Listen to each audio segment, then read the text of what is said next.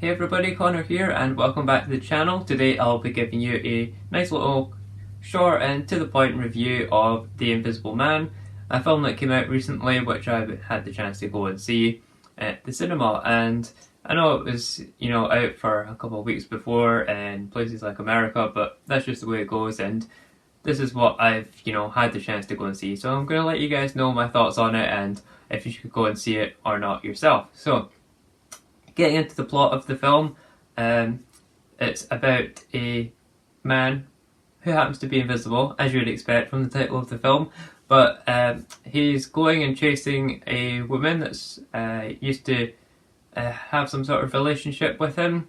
So at the start of the film you see that she is trying to escape from this man, and we kind of have to piece it together ourselves, along with the main character. She's trying to piece everything together about what is actually going on, because it starts off very almost paranormal, and strange and mysterious things start happening to this woman, as you would expect. That's someone that's invisible, so strange things around the house that she's staying at start happening, and she's trying to figure it out, and it's really getting inside of her head more than anything else. And around the second half of the film it really kicks off and ramps up in terms of the various almost attacks, I guess it would be the best way to describe it. The various things that happened to this woman, and she had to try and escape from them. I think the main theme of the film that you'd have to take away from it and know going into the film is that it's very much based around revenge. So the Invisible Man is out to get revenge because, as you see at the start of the film, the woman is trying to get away and leave him for whatever reason. But then also later on in the film, other people get revenge in various ways. I won't spoil too much of the film in case you do want to go and see it, but the main theme of the film I would very much say is revenge and kind of grudges, that kind of thing.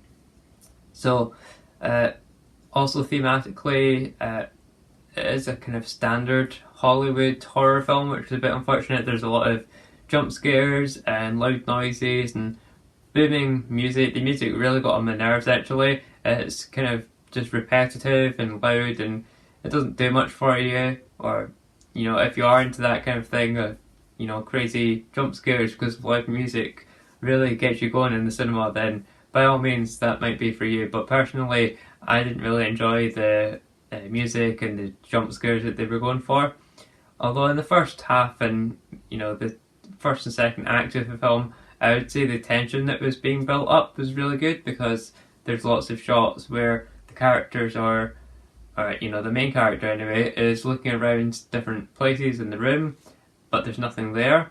But just the way that it's shot with camera work and the various effects that they use are really powerful and do build up tension. But then once there's a bit of a reveal in that midpoint in the film, and you get into the second half of the film, it does become a bit dragging, and it kind of made me roll my eyes, to be honest. It was a bit disappointing. I thought it was going to be a bit more than what it was, but maybe that was just me. I had my expectations a bit higher, or maybe the trailer sold me something that didn't end up being that way. So if you're just into the kind of generic horror thing that's happened the past few years, past decade, whatever, then you'll probably enjoy this movie. But otherwise, I personally didn't enjoy it, and if I had to give it a score, I would give it like a 5 out of 10, because the plot, it was a nice concept, but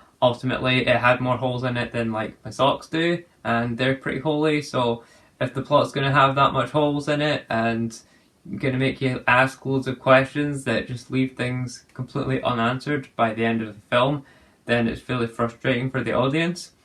But yeah, the main selling point for this film is definitely the tension that it builds up, that kind of just creepy atmosphere that you get throughout the film is its main selling point. Really, it's quite enjoyable for that. But unfortunately, I wouldn't recommend seeing this film unless you have nothing better to do, I guess. So I'll keep you guys up to date with what's coming up in the future, and hopefully stay tuned for my next video. Be sure to hit subscribe and like this video if you enjoyed it, and leave a comment if you are planning to go and see The Invisible Man, or if you have seen it, then let me know your thoughts down below in the comment section. I'll see you guys in the next video. I've been That Scottish Nerd. See you later.